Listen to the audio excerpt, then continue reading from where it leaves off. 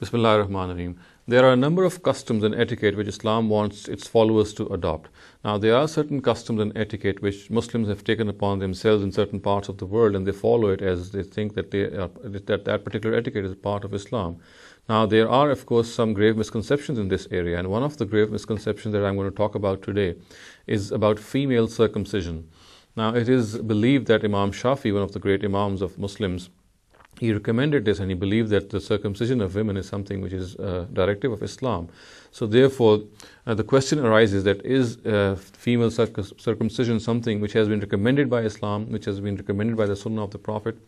Now, it needs to be understood that the Sunnah of the Prophet is a technical term, and we know that by Sunnah we mean that practical, the practices of the Prophet Muhammad, which he received from Prophet Abraham, and then after making certain additions or making certain amendments or reviving them in their original form, he laid currency of those practices amongst his followers.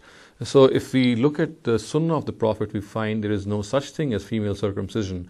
The only circumcision recommended is for men.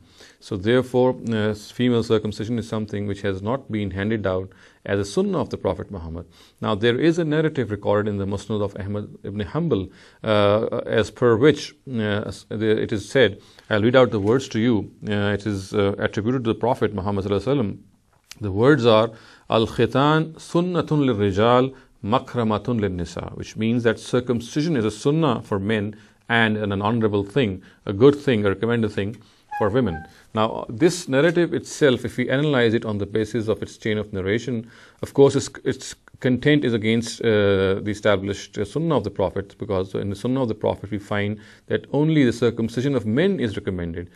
As far as the chain of narration of this narrative is concerned, it is also suspect because of the presence of a certain narrator called Hajjaj ibn Arta, who has been regarded as suspect and weak, zaif, in the eyes of the authorities of hadith. So therefore, no directive can be adduced on the basis of this narrative.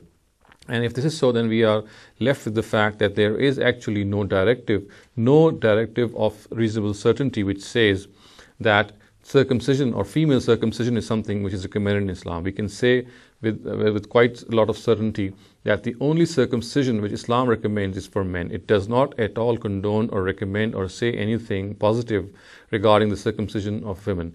And therefore, female circumcision is something which we can say, we can conclude that it is not a directive of Islam at all.